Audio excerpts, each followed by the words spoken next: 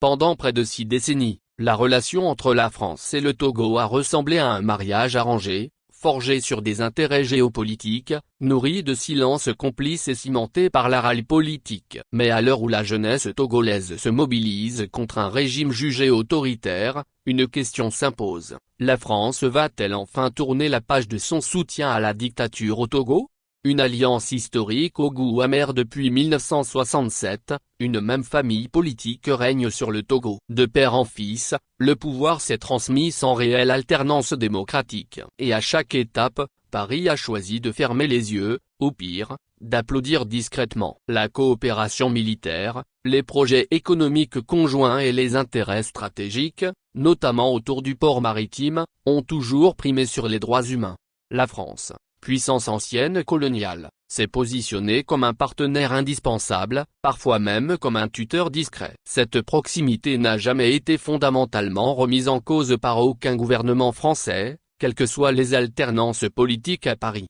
Des tensions récentes sur fond de réalignement géopolitique en 2024, des signes de rupture apparaissent. Le Togo manifeste une volonté de se rapprocher de certains pays du Sahel désormais hostiles à la présence française, et envisage même de rejoindre une alliance régionale concurrente. Cette posture alimente les tensions diplomatiques et fait craindre à Paris une nouvelle perte d'influence en Afrique de l'Ouest. Face à ce risque, une tentative de rapprochement a lieu lors d'un sommet international à Paris. Officiellement dédié à des questions environnementales, ce sommet sert de prétexte à des entretiens diplomatiques discrets visant à éviter un basculement du Togo vers une sphère d'influence rivale.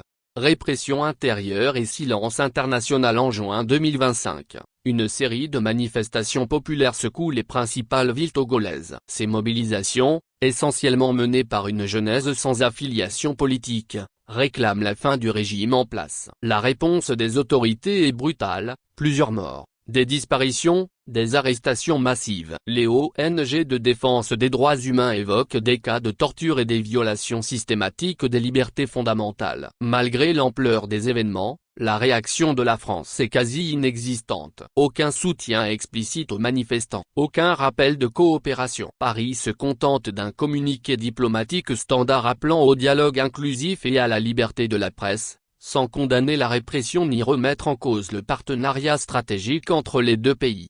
Une désinformation soigneusement orchestrée en parallèle, des campagnes de désinformation émergeant sur les réseaux sociaux. Des contenus générés par intelligence artificielle cherchent à faire croire que la France serait à l'origine de la révolte populaire. Ces tactiques visent à discréditer les manifestants en les présentant comme manipulés par une puissance étrangère, tout en entretenant un climat de confusion au sein de l'opinion publique.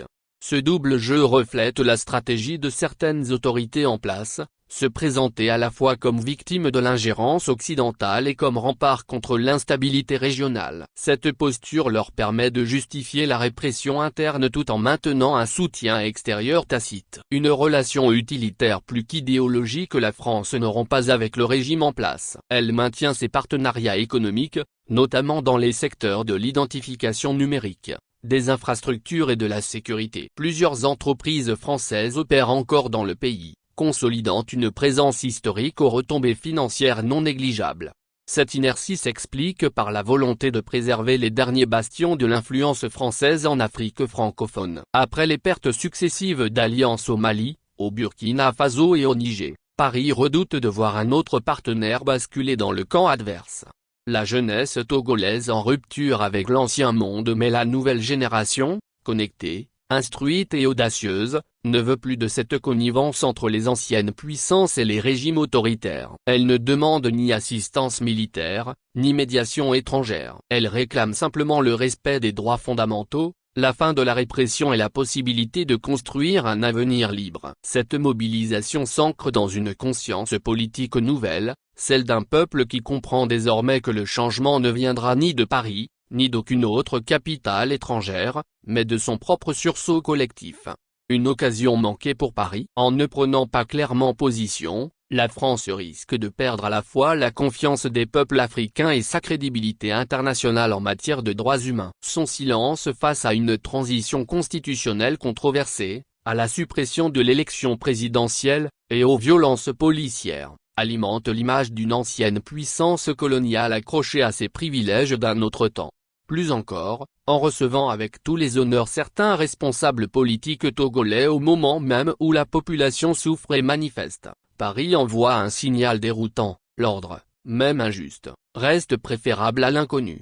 Conclusion: alors que le Togo vit peut-être l'un des moments les plus décisifs de son histoire contemporaine, la France semble hésiter entre ses intérêts stratégiques et ses idéaux proclamés. Ce silence, cette passivité, voire cette complicité silencieuse, pose une question majeure à la conscience politique africaine et européenne.